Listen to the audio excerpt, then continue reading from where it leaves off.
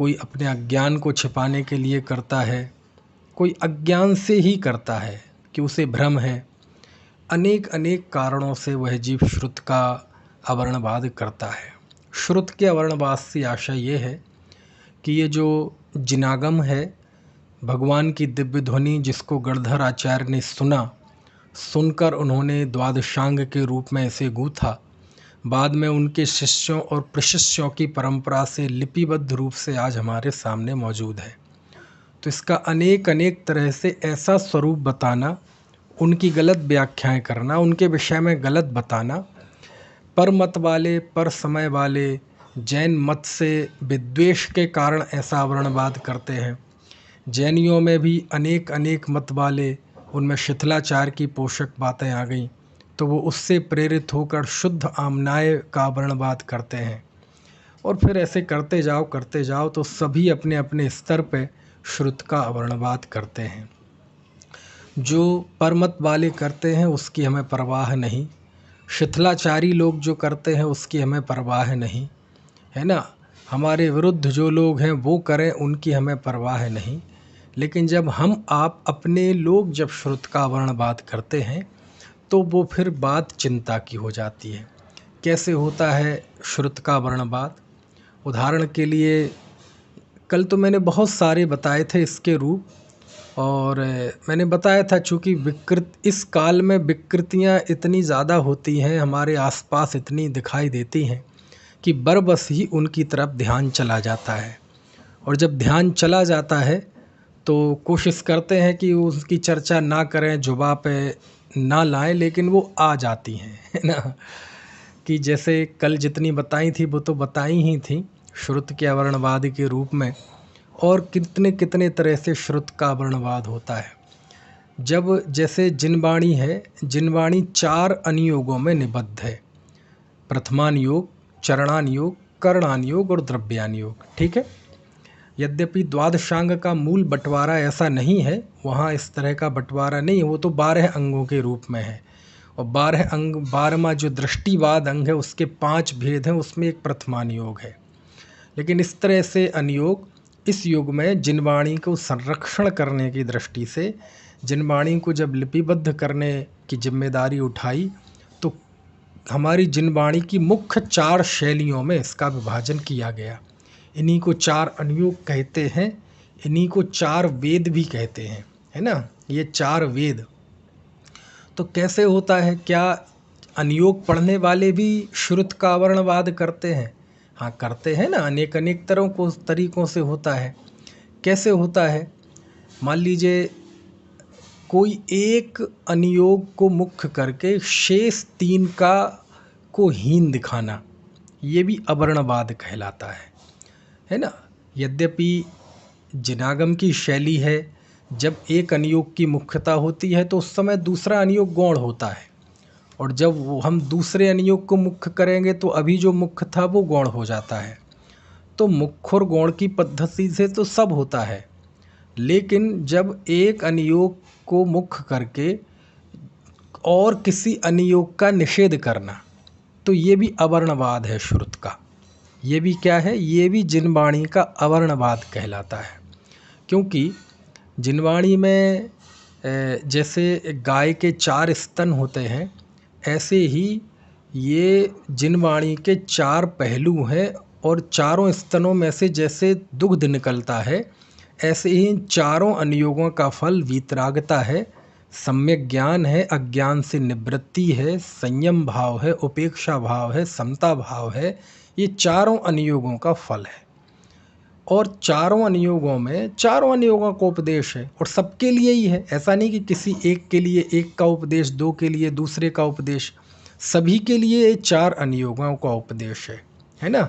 हमारी दृष्टि को सुधारता है द्रव्यान योग, हमारे आचरण को सुधारता है चरणान योग, हमारी, है ना, आत्मिक मूल्यांकन, उसके परिणामों को सुधारता है कर्णान योग, और हमारे संपूर्ण जीवन को तराशता है प्रथमान योग। तो सब जरूरी है। लेकिन मान लो किसी को द्रव्यान योग का पक्ष हो जाए और वो कहे कि द्रव्यान योग ही पढ़ने लायक है, बोले प्रथमान योग क्या है, इसमें तो किस्से कहानियाँ, इसमें तो कई काल्पनिक बातें भी होती हैं, ये तो केवल जो बिल्कुल ना समझ लोग हैं उनके लिए है प्रथमान योग। तो हम तो बुद्धिमान हैं, हम तो विद्वान हैं, हम तो तत्व रसिक हैं, प्रथमान योग हमारे लिए क्या है। इसमें लंबी लंबी कथाएं होती, क्या करेंगे कथा जानकर, दूसरों की कथा क्यों जाने, आदिनाथ की कथा क्यों जाने, हम तो अनादिनाथ की कथा जानेंगे, है ना। तो कहने का आशय ये है कि उस अनियोग का निषेध करना, तो ये क्या, ये भी श्रुत का अवर्णवाद है ना। क्यों, 63 शलाका पुरुष भी, गणधर पुरुषों का चरित्र भी गौतम स्वामी ने सूत्रों में निबद्ध 5000 पदों में प्रथमान योग का वर्णन है। हमारे द्वादशांग में अनुत्तर पाद दशांग है ना, सुने हैं आपने, अनुत्तर दशांग, ये अंगों में प्रथमान योग ही है, महापुरुषों का वर्णन है, समझ में। उपसर्ग जयी अंतःकृत केवलियों के वर्णन है, अरे क्या नहीं है द्वादशांग में। तो जब हम ऐसे किसी एक अनियोग का निषेध करने लगते हैं तो ये भी श्रुत का वर्णवाद होता है। कोई कर्णानियोग का वर्णवाद करता है, कैसे कि जरा से कोई कर्णानियोग के बहुत कम विद्वान होते हैं, क्योंकि कर्णानियोग बहुत सूक्ष्म होता है, उसमें बुद्धि चाहिए, मेमोरी चाहिए, कॉन्सेप्ट क्लियर होने चाहिए, मेहनत चाहिए, है ना। तो बहुत कम होते हैं कर्णानियोग के सिद्धांत के विद्वान, और कदाचित कोई सिद्धांत और कर्णानियोग पढ़े तो अपन उसके निषेध पे उतर आते हैं, अरे इसमें क्या है, कर्म प्रकृतियाँ गिनते रहो, 3 लोक का नक्शा गिनते रहो, ये करते रहो, क्या होगा इससे फ़ायदा। तो ऐसा नहीं कहना चाहिए, है ना। यद्यपि कोई कर्णानियोग को ही परमार्थ मान के बैठ जाए और भेद ज्ञान मूलक प्ररूपणाओं का निषेध करे, तो उसको समझाने के लिए तो कहते हैं कि भैया 8 कर्म 148 प्रकृतियाँ अकेले गिन के क्या करोगे, है ना। 3 लोक का मेजरमेंट करके ऊर्ध्वलोक मध्यलोक अधोलोक अकेले का क्या करोगे, तुम्हें चैतन्य लोक का बोध है कि नहीं है। तो कदाचित कोई उसी में ही जीवन निकाल दे और उसी को परमार्थ मानकर उसका सेवन करे और भेद विज्ञान का बोध ना हो, तो फिर वो बात कही जाती है। तो ऐसे व्यक्ति के लिए प्रतिक्रिया में जब उस कर्णान योग के ज्ञान की उपेक्षा होती है, तो वो एक उस व्यक्ति के लिए है जो उसको परमार्थ मान के बैठा है। कुंद देव ने परमार्थ मान के बैठ जाओ तो उस बंधन के कथन को बंध कथा कहा, समयसार की 3री गाथा में, 4थी गाथा में, है ना। लेकिन वो प्रतिक्रिया में कही गई बात है। लेकिन कर्णानयोग, अरे एक सर्वज्ञ ने जैसा जैसा बताया है वैसा हूबहू तो कर्णानयोग है। प्रथमान योग में तो कई उपांतर कथाएं, कई काल्पनिक कथाएं भी होती हैं, है ना, अपनी बात को समझाने के लिए। चरणान योग में देश काल का प्रभाव पड़ता है उसके उपदेश में, है ना। द्रव्यान योग में अपेक्षाओं की मुख्यता होती है ना। अब द्रव्यान योग में कहें ज्ञानी के भोग निर्जरा के कारण है तो आपको अपेक्षा समझनी पड़ेगी। प्रतिक्रमण को विष्कुंभ कहा जाए तो अपेक्षा समझनी पड़ेगी। गुणस्थान को पुद्गल कहा जाए तो अपेक्षा समझनी पड़ेगी, है ना उसमें। लेकिन जैसा सर्वज्ञ देव हूबहू जैसा कहते हैं वो तो कर्णानियोग है, समझ में है ना। 8 कर्म हैं 148 प्रकृतियां हैं, इस गुणस्थान में इतने कर्मों का बंधन विच्छुत्ति होती है, इसमें कोई अपेक्षा और कोई ऐसा इस अपेक्षा से इस अपेक्षा, बिल्कुल जो है बिल्कुल धर्म कांटा है कर्णानियोग। 3 लोक में ऊर्ध्वलोक मध्यलोक अधोलोक, 16 स्वर्ग, 7 नरक भूमि, 84 नरक काल परिवर्तन, ये जो है सो है बिल्कुल। इसमें किंतु परंतु इफ बट, इस अपेक्षा से उस नय से, अशुद्ध नय से शुद्ध नय से, एक देश शुद्ध नय से, ऐसे, है ना, ऐसा कुछ नहीं है। तो यदि ज्ञान की जबरदस्त निर्मलता, है ना, सर्वज्ञ के ज्ञान की महिमा कर्णानियोग से आती और कर्णानियोग का निषेध करने लगे, तो ये भी श्रुत का वर्णवाद है। अनेक लोग चरणानियोग का निषेध करने लगते हैं। चरणानियोग में क्या है जी, क्रियाकांड की बातें हैं। अच्छा, किसने की है, किसने की है, द्वादशांग का हिस्सा है ना, भगवान ने बताई है ना, गौतम स्वामी ने लिखी है ना, तो वह क्रियाकांड हो गई है। अरे द्वादशांग में पहला अंग कौन सा है निपुण, आचारांग। आचारांग में क्या है, मुनिचर्या का वर्णन है, जिसे आप क्रियाकांड कहते हो, है ना, है आचारांग, सूत्रकृतांग, संभायांग, स्थानांग, नाम तो सुने हैं। व्याख्या, प्रज्ञप्ति, ज्ञात्री, धर्म कथा। 7वां है उपासकाध्यानांग। उपासकाध्यानांग में क्या है? 7वां अंग। 7वां अंग है उपासक। उपासक यानी होता है श्रावक। श्रावक को कहा है उपासक। और उस अंग में श्रावकाचार का वर्णन है। बोलो आप, श्रावक के आचरण का वर्णन है। द्वादशांग का वर्णन किया तो पहले अंग में सर्वश्रेष्ठ आचरण का ग्रंथ है, आचरण का अंग है। आचारांग 18,000 पद में मुनियों के आचरण का वर्णन है। 7वें अंग में श्रावकाचार का वर्णन है। अपन के लिए वो क्रियाकांड, क्रियाकांड की बात है। तो ये सब श्रुत का वर्णवाद है।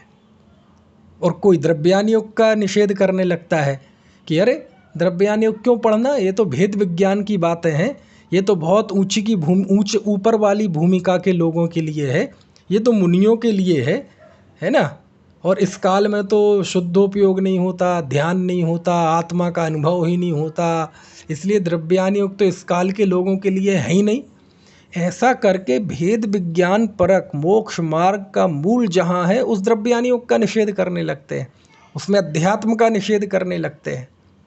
और ये सब आज का, ये सब विकृतियाँ आज की नहीं है विनीत भाई साहब, आज की नहीं है, ये बहुत पहले से है। समझ में आया ना।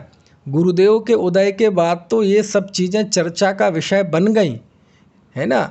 लोगों को मूल्यांकन करने का मौका मिल गया, आम लोगों के बीच में बातें होने लगीं।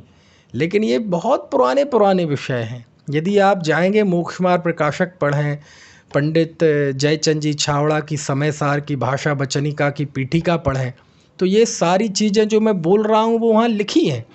प्रथमानुयोग का पक्षपाती कहता है, ये सम्यक ज्ञान चंद्रिका की जो पीठिका है अद्भुत है।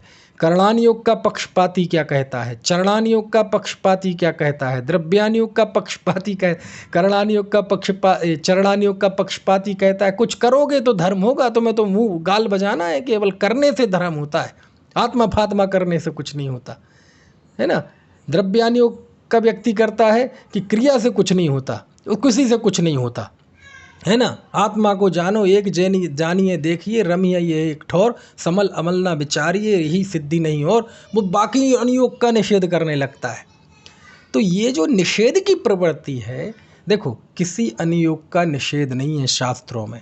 जहाँ भी हल्का फुल्का निषेध आता है वो किसी एक खास तरह की सोच के विरुद्ध है, किसी खास तरह की व्यक्ति, किसी खास तरह की मनोविकृति के प्रतिक्रिया में वो बात कही है।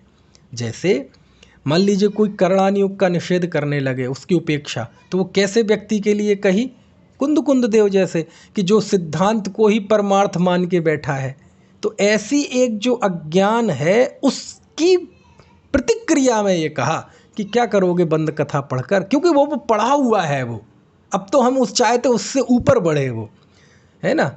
मान लीजिए यदि कोई द्रव्यानुयोग को कहता है भैया अध्यात्म शास्त्रों के अध्ययन से बड़े खतरे होते हैं, अध्यात्म पढ़ते हो ले जीवन में वैराग्य नहीं है, जरा प्रथमानुयोग पढ़ो, जरा चरणानुयोग पढ़ो, तो उससे जो द्रव्यानुयोग से थोड़ा सा हटाया, वो क्यों, उस व्यक्ति की नब्ज देखकर कि उसे द्रव्यानुयोग का इतना पक्ष हो गया है कि जीवन में शिथिलता आ गई है, पौरुषहीन हो गया है।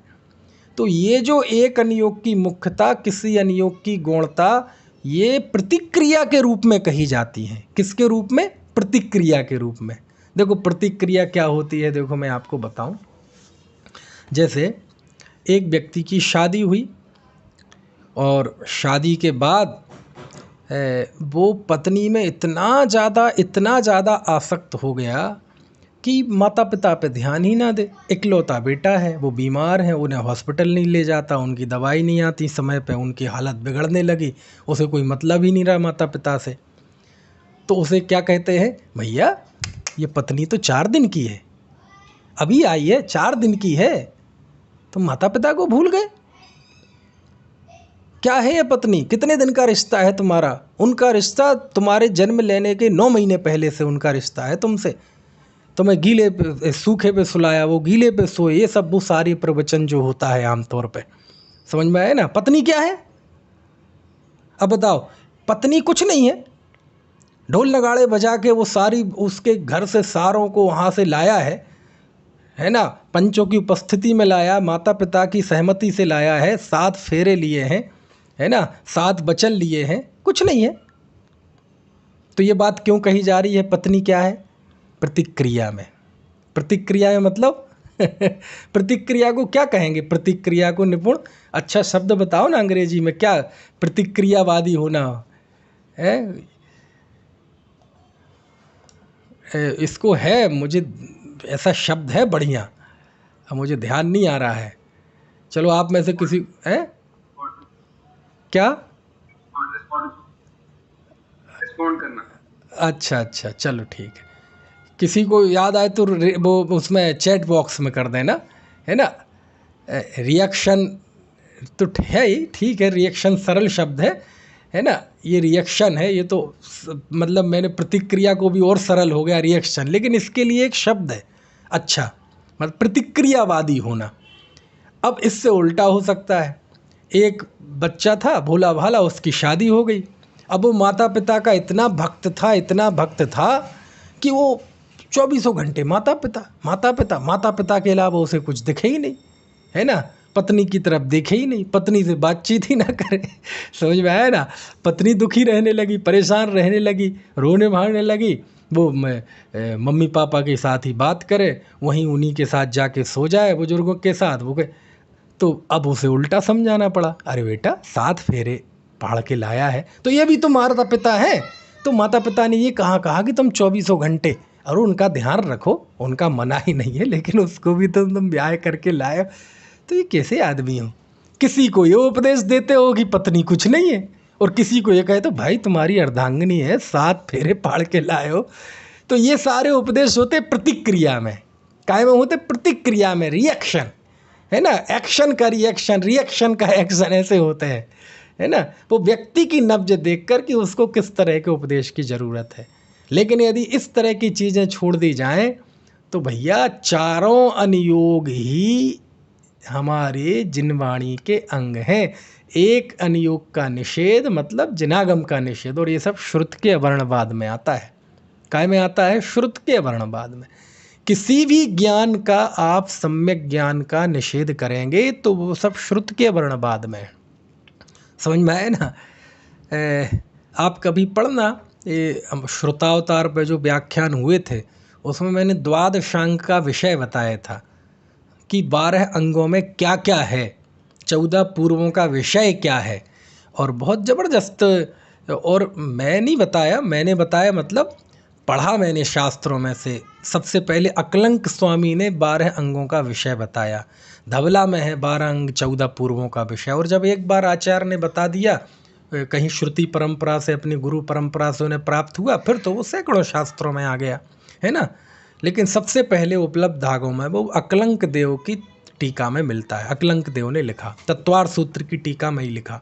खैर, तो मैं ये बता रहा था कि इतना उसमें बताया कि क्या मतलब क्या बता रहा था मैं? हाँ, द्वादशांग में क्या क्या है, द्वादशांग का विषय क्या है।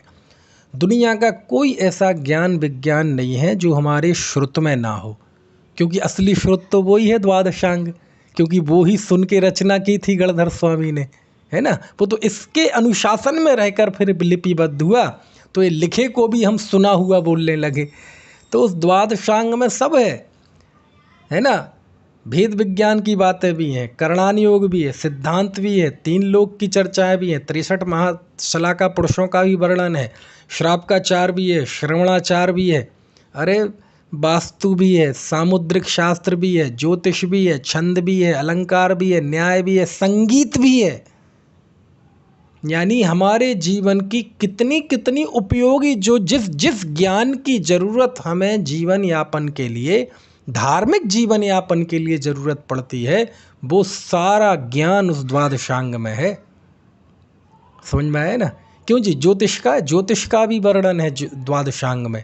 अपने ज्योतिष की बात आए तो हम अभी थोड़ी ज्योतिष की 2-4 बातें कह दें तो हमें आप गृहीत मिथ्यात्व, काउंटर एक्शन, विनीत जी ने टिप्पणी की है काउंटर एक्शन। तो यदि हम ज्योतिष की बातें करने लगें तो लोग मिथ्या दृष्टि, गृहीत मिथ्या दृष्टि, क्यों गृहीत मिथ्यात्व का प्रचार है? नहीं, ज्योतिष के नाम पे कर्तावाद बताना, गलत ज्योतिष की प्ररूपणाएं करना, ज्योतिष के माध्यम से मिथ्यात्व का पोषण करना, वो गलत है। लेकिन शुद्ध ज्योतिष तो हमारे अष्टांग निमित्त का वर्णन है। तिलोय पंडिती में धरसेन स्वामी को अष्टांग निमित्त का ज्ञान था।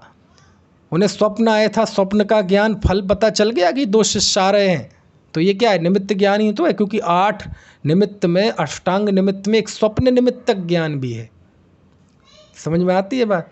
तो ज्योतिष का है ना, तो ज्ञान के स्तर पर सब है हमारे यहाँ। अच्छा, वास्तु का है, वास्तु का भी वर्णन है शास्त्र में, लेकिन वास्तु के नाम पे मिथ्यात्व का, अज्ञान का जो वितंडा चलता है, जो आडंबर चलता है, वो नहीं है। और सब हमारे लिए प्रयोजन। आप कहेंगे ज्योतिष कैसे प्रयोजनभूत है? और आयुर्वेद का वर्णन है, संगीत का वर्णन है, इनका ये प्रयोजनभूत कैसे है? क्यों नहीं है? 7 तत्व तो प्रत्येक साधक को, मुनि श्रावक को सदैव सदाकाल प्रयोजनभूत है, लेकिन बाकी के विषय सबको सदाकाल प्रयोजनभूत नहीं है, किसी को किसी काल में प्रयोजनभूत होते हैं। अब जैसे हम सब गृहस्थ हैं, हम गृहस्थ जीवों के लिए आराधना के लिए मंदिर चाहिए, जिन मुद्रा चाहिए कि नहीं चाहिए? और आप मंदिर बनवाएंगे तो वास्तु का विचार करते हैं कि नहीं, कि किस दिशा में वेदी होनी चाहिए, कितनी ऊंची वेदी होनी चाहिए, कैसे तो हो वास्तु का ज्ञान उस काल में, उस समय प्रयोजनभूत हो गया कि नहीं हो गया? समझ में आया? औषधि का क्यों है? अरे आप मनुष्य हो ना, जो गृहस्थ हो चाहे मुनि हो, ये शरीर है, इसमें रोग होंगे, तो कम से कम आप अपने दया धर्म की, है ना, साधना कर सकें, अशुद्ध औषधि का प्रयोग ना करें, शुद्ध औषधि से शरीर का रक्षण करें, ताकि आप तप में वृद्धि कर सकें।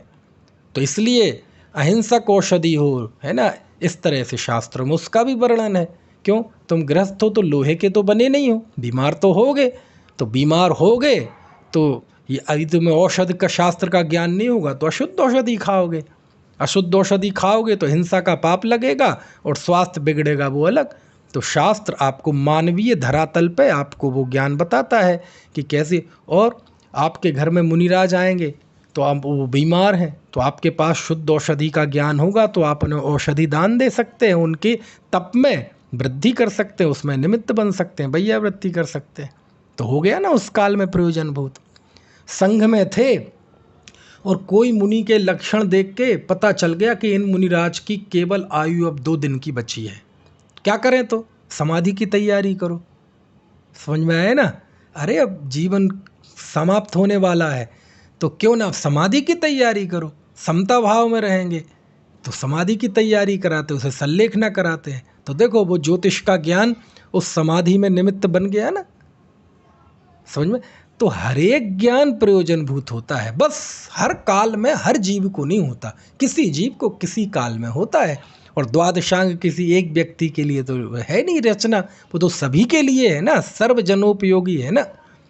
इसलिए किसी भी ज्ञान का, किसी भी अनुयोग का, जिनवाणी की किसी भी शैली का निषेध करना, ये श्रुत का अवर्णवाद है।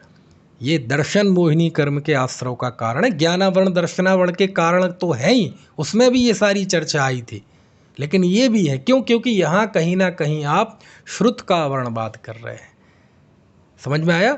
तो किसी भी अनुयोग का गलत स्वरूप प्रस्तुत करना या उसकी उपेक्षा करना या उसके पठन पाठन का निषेध करना, ये सब श्रुत के अवर्णवाद के अंतर्गत आता है। और सबसे ज़्यादा तो द्रव्यानुयोग का अवर्णवाद हुआ, बहुत ज़्यादा। समझ में आया? पंडित टोडरमल जी ने मोक्षमार्ग प्रकाशक में लिखा, मोक्षमार्ग प्रकाशक के 8वें अधिकार में, कि द्रव्यानुयोग से की दोष कल्पना के निराकरण वाले प्रकरण में, कि साहब अध्यात्म का उपदेश नहीं होना चाहिए। बोले क्यों? अध्यात्म के उपदेश से लोग बिगड़ जाते हैं, तो ये श्रुत का वर्णवाद है। तो टोडरमल जी ने जवाब दिया, नहीं ऐसा नहीं है। बोले क्यों? तो एक बात टोडरमल जी ने इतनी बड़ी बात लिखी मोक्षमार्ग प्रकाशक के 8वें अध्याय में, इतनी बड़ी बात कोई लिख नहीं पाया। आप 2000 साल की आगम परंपरा में देख लिए, ये इतनी बड़ी बात कोई लिख नहीं पाया। इस युग में वो बात यदि लिख पाए तो टोडरमल जी, और बोल पाए तो गुरुदेव श्री। मालूम वो क्या बात है? वो लिखते हैं कि मोक्ष मार्ग का मूल उपदेश तो अध्यात्म ग्रंथों में ही है। मैं नहीं है, मैं ही है, ही शब्द का प्रयोग किया। कितनी बड़ी बात है। यदि उसका निषेध हो जाएगा तो कितने जीवों का मोक्ष मार्ग रुक जाएगा, क्योंकि मूल उपदेश तो उसमें ही है। ये बात लिखी टोडरमल जी ने आज से 250 साल पहले, कलेजा चाहिए कलेजा। और ये बात उन टोडरमल जी ने लिखी जिन्होंने गोमट सार आदि की टीका लिखी, करणान योग में पूरा जीवन निकाला। ऐसे आचार्य कल्प पंडित टोडरमल जी ने लिखी है बात। समझ में आए ना, 4 अनुयोगों के पारगामी थे पंडित टोडरमल जी। और वो जब ये लिखते हैं मोक्ष मार्ग का मूल उपदेश तो अध्यात्म ग्रंथनिमा है, यदि उसका उपदेश बंद हो जाएगा तो बचेगा क्या। और रही बात कि साहब इसको पढ़ने से भ्रष्ट हो जाते हैं, तो कहते कोई बात नहीं, वो गधे वाली उदाहरण भी है ना, गधा मिश्री खाने से मर जाए तो मनुष्य तो मिश्री खाना छोड़ेंगे नहीं। ऐसे ही कोई अध्यात्म ग्रंथों को पढ़कर कोई एकाध भ्रष्ट हो जाए तो अध्यात्म ग्रंथों का पठन पाठन थोड़ी रुकेगा, ऐसा उदाहरण दिया। अच्छा, ऐसा होता भी है क्या, गधा मिश्री खाने से मरता है? अब हमारे डॉक्टर योगेश जी है ना, उन्होंने एक बार बताया था कि उन्हें किसी और ने बताया था, उन्होंने भी रेफरेंस से बताया था कि मैं सोचता था कि उस समय में ऐसा कुछ उपक्रम हुआ होगा या ऐसी कोई घटना घटी होगी पंडित जी टोडरमल जी के समय पे कि कोई गधा ने मिश्री खा ली होगी और वो मर गया होगा, लेकिन ऐसा नहीं है। मक्खी यदि घी में गिरती है तो वो मरती ही है, पक्का है। कुत्ता यदि शहद चाट ले तो वो मरता ही है। ऐसी गधा यदि मिश्री खाता है तो मरता ही है। ऐसा वो बता रहे थे, मुझे नहीं पता कि गधा यदि मिश्री खाता है तो मर जाता है। अब क्या होता है, क्या इसके पीछे वैज्ञानिक कारण है, वो सब नहीं पता, और वो प्रयोग भी नहीं करना, समझ में आए ना। ऐसा कोई चेक मत करना, प्रयोग मत करना है ऐसा। वह मान लेना कुछ ऊंच नीच हो जाए तो योगेश जी से पूछ लेना, मुझसे मत पूछना। मैं तो इसलिए उनका रेफरेंस दे रहा हूँ। तो ऐसे मतलब वो एक क्या मतलब हुआ कि मिश्री में कोई कमी नहीं है, लेकिन वो गधा खाता है तो मरता है। मतलब मिश्री को पचा नहीं पाना, उसकी प्रकृति के अनुसार उसके खाने में जो बात होनी चाहिए वो पात्रता उस गधे में नहीं है। हम खाते हैं तो मीठी लगती है, सबको मज़ा आता है, लेकिन वो पात्रता गधे में नहीं है। मतलब क्या हुआ कि कोई अपात्र जीव यदि कोई अपात्र हो, वास्तव में वो पात्र नहीं है, और अध्यात्म पढ़ ले और यदि वो भ्रष्ट हो जाए तो कहते वो उसकी अपात्रता है, मिश्री का दोष नहीं है। फिर एक और उदाहरण दिया, बोले जैसे बारिश होती है तो बारिश तो सबकी जगह खुशहाली लाती है।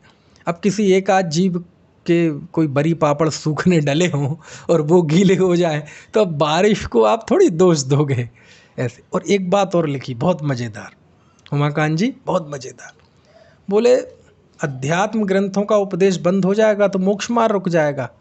और जिस बात की तुम कह रहे हैं ना कोई भ्रष्ट हो जाएगा, बहुत बड़ी मैं कह रहा हूँ ना, पंडित टोडरमल जी बहुत बात चलती ना, कालजयी विद्वान, कालजयी विद्वान, एक ही कालजयी विद्वान हुए हैं पंडित टोडरमल जी।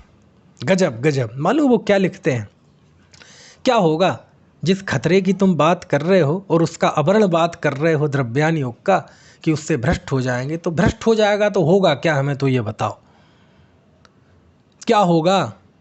बोले नरक में चला जाएगा तो क्या हो जाएगा, कोई बहुत बड़ा अनर्थ हो जाएगा।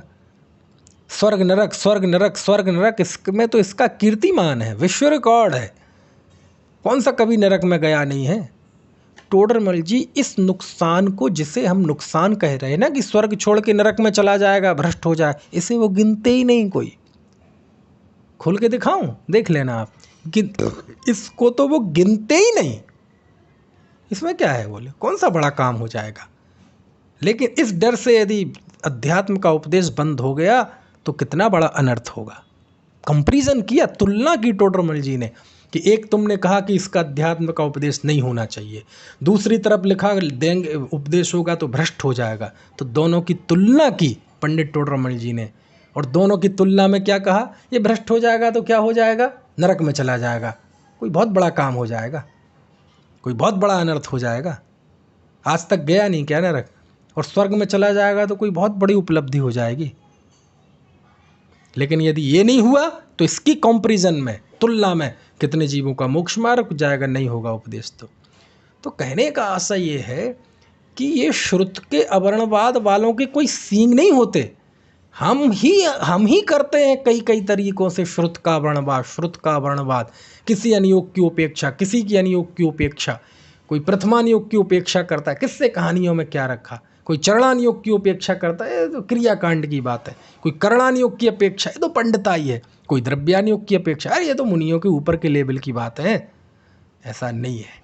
तो ये जिस तरह के से यदि किसी अनियोग का अवर्णवाद होता है तो ये सब दर्शन मोहिनी कर्म के आश्रव का कारण बनता है। समझ में आ रही है?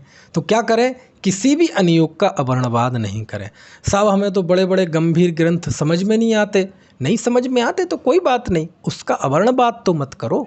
जो पढ़ रहे हैं कम से कम उनकी अनुमोदना करो, जो पढ़ा रहे हैं उनकी अनुमोदना करो, जो उसको जान रहे हैं उनकी अनुमोदना करो, कम से कम उसकी निंदा तो मत करो।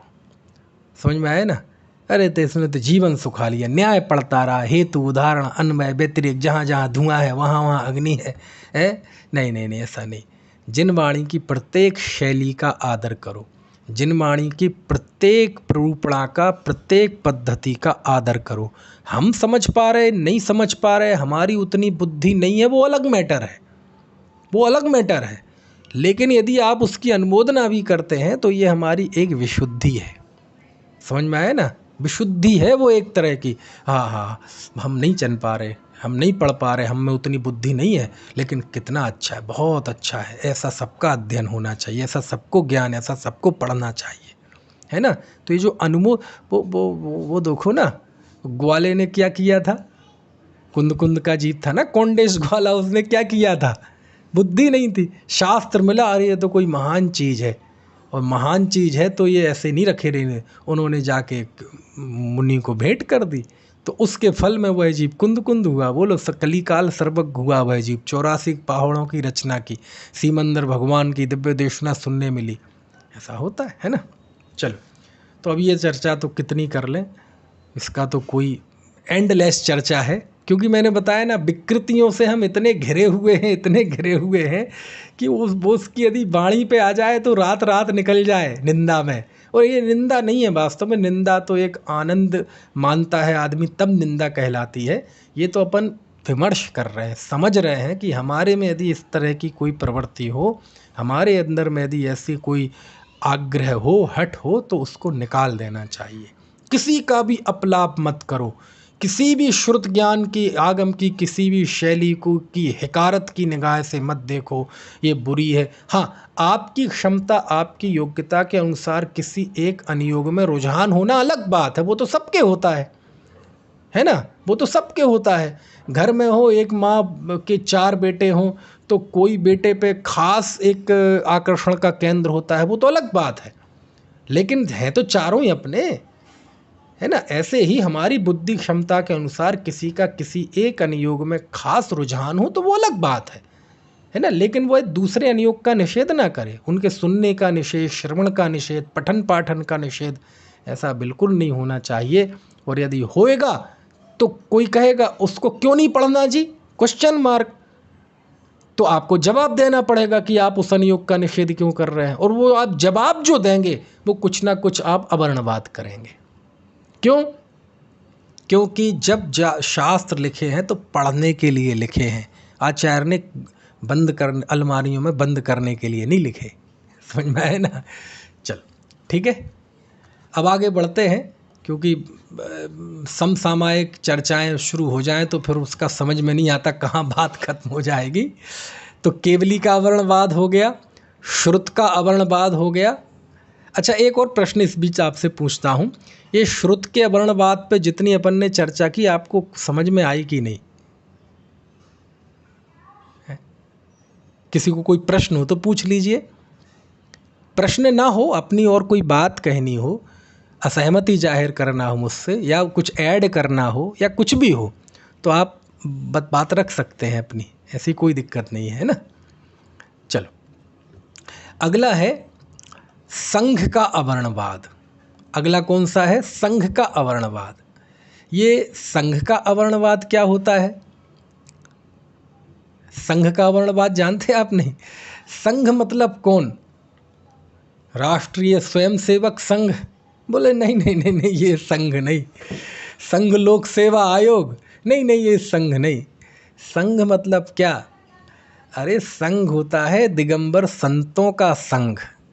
ऋषि, मुनि, यति, अनगार, अथवा मुनि, अर्जिका, श्रावक, श्राविका, अथवा एक सिंगल मुनि हो तो वह भी संघ है। क्यों?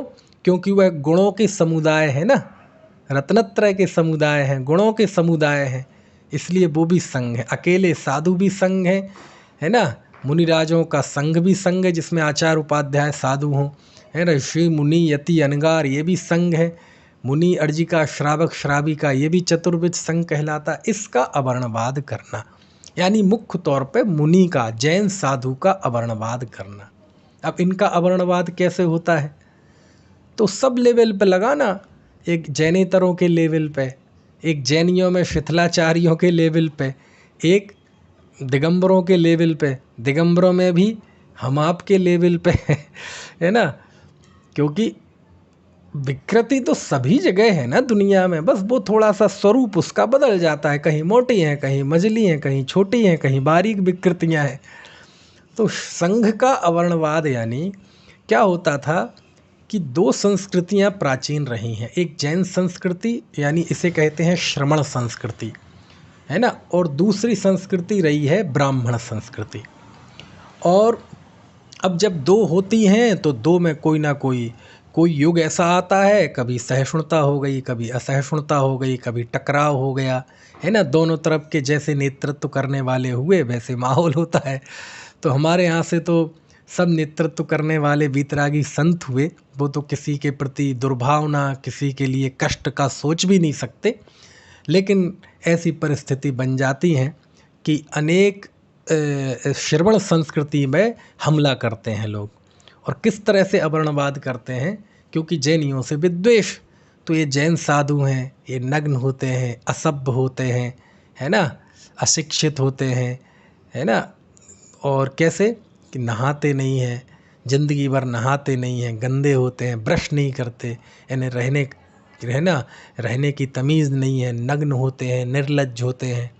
ऐसी ऐसी अनेक बातें जैन साधुओं के विषय में वर्णित की गई और उनका उपहास किया गया। तो ऐसा यदि करते हैं तो वो कहलाता है संघ का अवर्णवाद। किसका अवर्णवाद? संघ का अवर्णवाद। समझ में आया ना। आज भी होता है, अनेक छींटाकशी कोई लोग करने लगे, है ना। और आपने देखा होगा देश के अनेक हिस्से ऐसे हैं कि वहाँ तो जैन साधु जा भी नहीं सकते, जाएं तो वहाँ मुसीबत खड़ी हो जाए। अरे राह चलते लोग छींटाकशी करते हैं, क्योंकि अभी भी भले ही सैकड़ों की संख्या में दिगंबर साधु विचरण करते हैं देश में, लेकिन ग्लैमर तो थोड़े ही साधुओं का है ना। ज़्यादातर साधु तो अननोन हैं, जिनकी कोई पूंछ नहीं है, जिनके आगे भक्तों की भीड़ नहीं है ना। अकेले मतलब ऐसी ऐसी स्थिति बनती है कि अब क्या बताएं, अच्छा नहीं लगता कहते हुए, चौके तक की व्यवस्था नहीं होती। समझ में आए ना।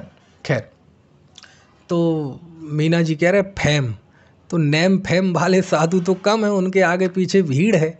लेकिन जिनको नेम फेम नहीं है, ऐसी संख्या ज़्यादा है ना। और चलो, तो वो कहीं जाए ना, उन्हें कोई छोड़ने वाला नहीं, कोई रिसीव करने वाला नहीं। पता चला अकेले जा रहे हैं और एक आध कोई गलती से उसके साथ ये उनके साथ वो कोई श्रावक है, तो राह जा रहे यूपी जैसे इलाके में पड़ जाए, कई ऐसे इलाके में, तो लोग छींटाकशी करने लगते हैं। समझ में आया ना। ये कौन जा रहा है नंगा, ये कैसे है, उन्हें समझाओ कि भैया ये साधु है। क्योंकि कई इलाके हैं, देश बहुत बड़ा है, विविधताएं हैं। कई इलाके ऐसे हैं जिन्होंने दिगंबर साधु देखे नहीं, और वहाँ आ जाएं तो क्या होगा। और आप देखो कई जगह ऐसी मांग, अरे महाराष्ट्र में बाकायदा ये जो कई बंधु हैं ना, ठाकरे बंधु वगैरह, अरे इन लोगों ने खूब कोशिश की। अरे ऐसे ऐसे प्रयत्न हुए कि हमारे महाराष्ट्र में जैन साधुओं का प्रवेश बंद हो, ये नग्न होते हैं, निर्लज्ज होते हैं। बोले अब आप हम में से कोई नग्न निकले तो कैसा लगेगा, आप पुलिस पकड़ ले जाएगी, इन्हें क्यों नहीं पकड़ती, इनके खिलाफ कानून पास होना चाहिए, ऐसे ऐसे उपक्रम। तो वो संघ के विषय में भाई ये तो हम जानते हैं ना कि वो नग्नता कितना पवित्र आत्मीय मूल्य है, वह परम निष्प्रहता की भावना है, स्वावलंबनमयी जीवन शैली है, समता भाव का प्रतीक है, परम अहिंसक आचरण का प्रतीक है, लेकिन वो उसको उल्टे रूप में प्रस्तुत करते हैं। समझ में आती है बात? तो ये कहलाता है संघ का आवरणवाद। काय का? और ये धीरे धीरे संकट बढ़ने ही वाले हैं। संलेखना पे संकट आया है ना, तो उसमें थोड़ी बहुत देखो, जो सामने वाले जीव कषाय और काल का प्रभाव से जो होता है उसमें तो हम कुछ नहीं कर सकते। कुछ गलती हमारी भी होती है। क्या गलती होती है? गलती ऐसी होती है कि जिस चीज़ का प्रदर्शन होता है समझ लो उस पर आफत आने वाली है। आपके पास पैसा खूब हो जाए और आप प्रदर्शन में लग जाएं तो समझ लो संकट आने वाला है, किसी डकैत की, किसी लुटेरे की निगाह पड़ जाएगी और वो लूट लेगा। पता चले गोली मार दे और लूट ले जाए, पूरे परिवार को मार दे और लूट ले जाए। प्रदर्शन किया ना, तो जैसे रुपए पैसे का, धन संपत्ति का प्रदर्शन हो तो उसके लुटने के खतरा बहुत ज़्यादा होता है। ऐसी सुंदरता का प्रदर्शन हो तो किसी पापी की निगाह पड़ जाती है। ऐसी साधना का भी प्रदर्शन जब होता है ना, अब वो पहले क्या था, साधु लोग नगर के बाहर तीर्थों पे, जंगलों में, नसिया वगैरह ऐसी जगह पे रहते थे, आम लोगों से बिल्कुल दूर रहते थे, है ना, तो वो भी सुरक्षित रहते थे। नगर में तो बस आहार वगैरह के लिए आए और बस चले गए। अब वो हुआ ये कि अब वो नगरों में रहने लगे, जनता के बीचों बीच रहने लगे, शहरों में रहने लगे, दिन में 10 बार उनको दिखना है। तो फिर जब कोई चीज़ जब लोगों के सामने वो आती है तो फिर कई तरह की चर्चाएं होती हैं। खैर, तो ऐसा कहना कि ये तो नग्न है, निर्लज्ज हैं, अशुद्ध हैं, नहाते नहीं हैं, तो ये सब अवर्णवाद है। इससे दर्शन मोहिनी कर्म के आश्रव का कारण होता है। आपको पता है, श्रवण संस्कृति के विद्वेषवश बहुत जैन श्रवणों के खिलाफ इतना जहर उगला गया दूसरे लोगों ने कि शास्त्रों में कई पन्ने के पन्ने रंगे हुए हैं जैन साधुओं के खिलाफ। बहुत बुरा बुरा लिखा है, कई शब्दों के अर्थ बदल गए। जैन साधु केश लुंच करते थे और केश लुंच करने वाले कहलाते थे लुंचा। समझ में आया ना? दूसरे लोगों को उन जैन साधुओं से द्वेष था, श्रवण संस्कृति से द्वेष था, क्योंकि वो वेदों को नहीं मानते थे, ईश्वर को कर्ता नहीं मानते थे, है ना, यज्ञ नहीं करते थे, हिंसा का विरोध करते थे। तो उन लोगों ने कहा ये देखो, अब जैन साधु आ रहे हैं तो उनकी निंदा करनी, उनका अपमान करना है। तो कहते ये कौन? ये तो लुंचा है, लुंचा। लुंचा मतलब केश लुंच करने वाले। तो लुंचा यानी होता था जैन साधु। कितना पवित्र शब्द था। क्यों? क्योंकि नग्न तो दूसरे धर्म में भी होते हैं साधु, लेकिन केश लुंच कोई नहीं करता, है ना। नग्न तो दूसरे जगह भी होते हैं, लेकिन हाथ में आहार कोई नहीं लेता, कर पात्री कोई नहीं होता, पिच्छिका कोई नहीं रखता। समझ में है ना? शरीर के संस्कार का त्याग कोई नहीं करता। इसलिए हमारे यहाँ जैन साधुओं के 4 बड़े चिन्ह कहे, पिच्छिका, केशलुंच, शरीर संस्कार का त्याग, समझ में आया ना, तो और करपात्री, हाथ में आहार लेना, क्योंकि ये जैन साधु की पहचान है। क्यों? नग्न तो दूसरे भी होते हैं, लेकिन ये किसी के नहीं होता। तो केश लुंच करने वाले कहते थे लुंचा। अब उनने हकारत से कहा, अपमान से, ये तो लुंचा आ रहा है। तो लुंचा मतलब उनकी दृष्टि से जैन साधु, और मतलब वो अपमानजनक शब्द में बोलते थे ऐसा। तो आज भी देखो, किसी को कहो लुच्चा, तो लुच्चे का अर्थ क्या होता है आजकल? बुरा। लेकिन कितना पवित्र अर्थ था उसका। लुंचा मतलब जैन साधु, निर्ममत्व का भाव, शरीर के प्रति निर्ममत्वता का भाव, है ना, समता भाव। लेकिन अब वो इस रूप में प्रस्तुत हो गया, तो शब्दों के अर्थ बदल गए। इस संघ के अवर्णवाद की वजह से शब्दों के अर्थ बदल गए। बोलो आप, है ना। पाषंडी मालूम किन्हें बोलते थे? साधुओं को बोलते थे पाषंडी, जो पापों का खंडन करे। अब वो पाषंडी पाखंडी बन गया। समझ में आया? तो उसका अर्थ देखो क्या बदल गया, पाखंडी मतलब दिखावा करने वाला, बुरा अर्थ हो गया उसका। ऐसे शब्दों के अर्थ थे, समझ में आया ना? तो बहुत है, जब आप भाषा विज्ञान पढ़ने जाएंगे तो आपको पता चलेगा कि किन सामाजिक परिस्थितियों की वजह से भी शब्दों के अर्थ में परिवर्तन होते रहते हैं। समझ में आया? खैर, तो ये सब कहलाता है संघ का अवर्णवाद। ये क्या कहलाता है? संघ का अवर्णवाद, मुनि का अवर्णवाद, जैन साधु का अवर्णवाद, दिगंबरत्व का अवर्णवाद।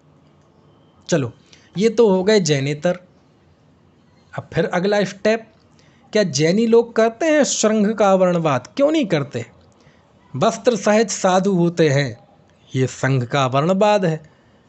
साधु पात्र रखते हैं, परिग्रह रखते हैं, तो वस्त्र सहित साधु मानना, परिग्रह सहित साधु मानना, ये संघ का अवर्णवाद है।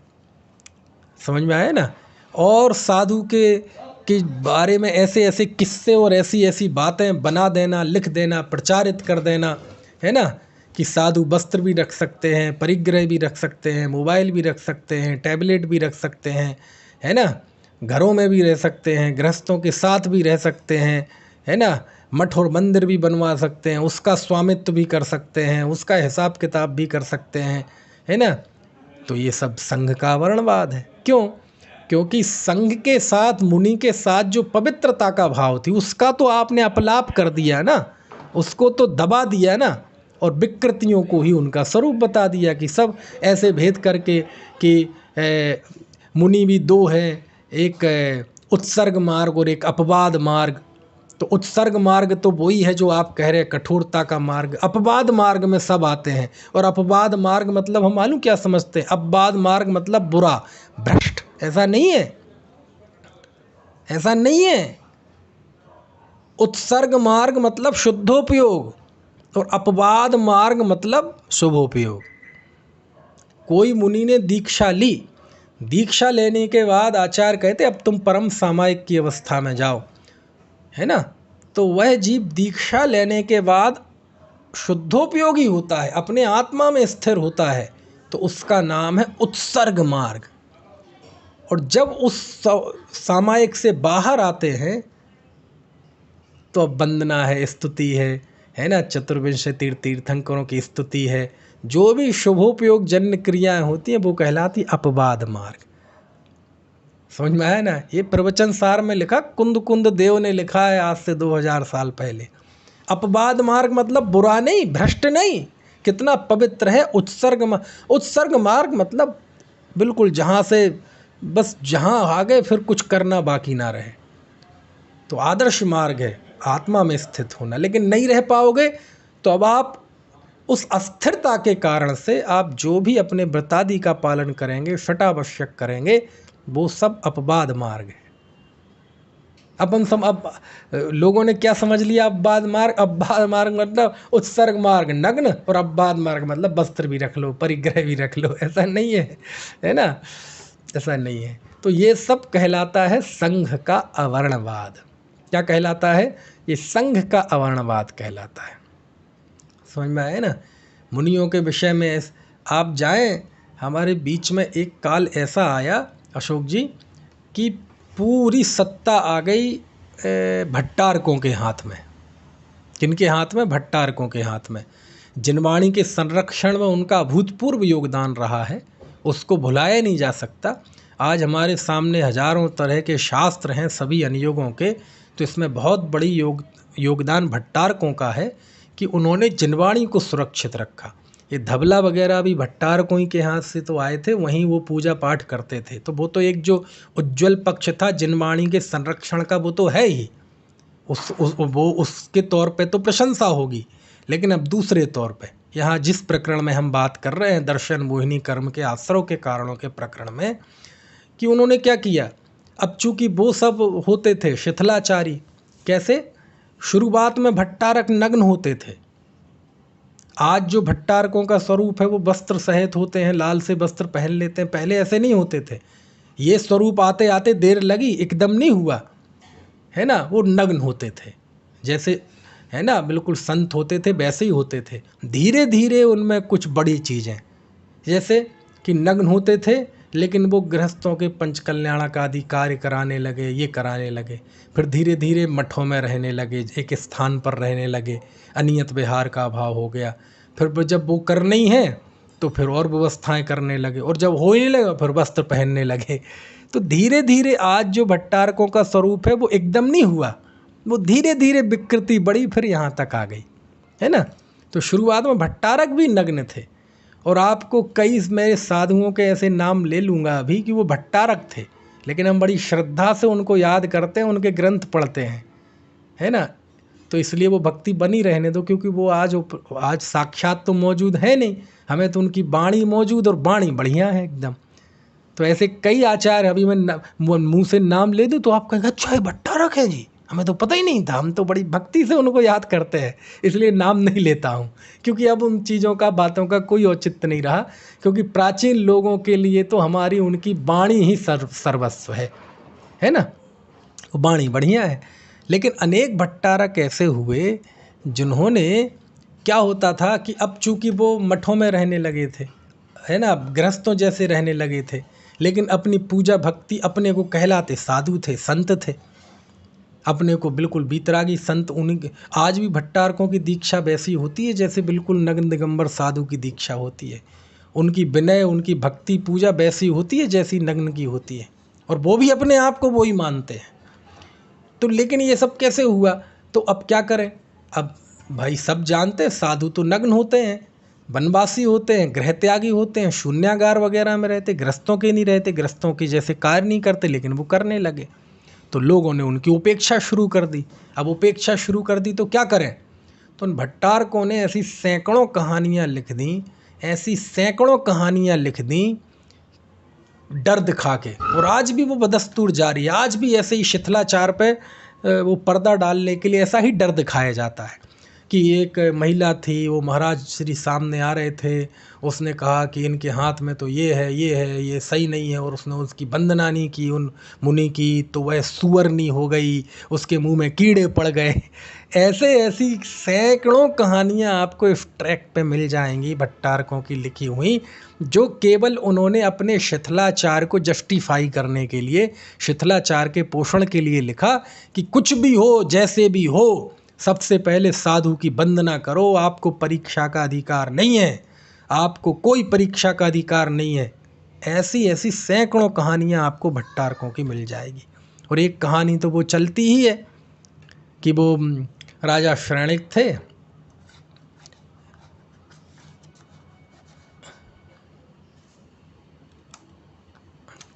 कि वो राजा श्रेणिक थे। आपने श्रेणिक का कथानक तो सुना है ना, है ना, सुना है राजा श्रेणिक का कथानक कि वो राजा श्रेणिक थे, उनकी एक बार परीक्षा लेनी थी, तो एक बार इंद्र ने परीक्षा ली, इंद्र बन गया, एक मुनि और अर्जिका का वेश बना लिया, और ऐसी ऐसी कहानी चल पड़ी कि वो राजा श्रेणिक गए तो देखा कि एक महाराज जी थे, वो मछलियाँ मार रहे थे, मछलियाँ पकड़ रहे थे। तो बोले अरे महाराज जी और मछलियाँ पकड़ रहे? तो बोले कहाँ से आई है? बोले एक है माता जी हैं अर्जिका, उनको गर्भ हुआ है और उनको मछली खाने का मन कर रहा है, तो मैं उनके लिए मछली मार रहा हूँ।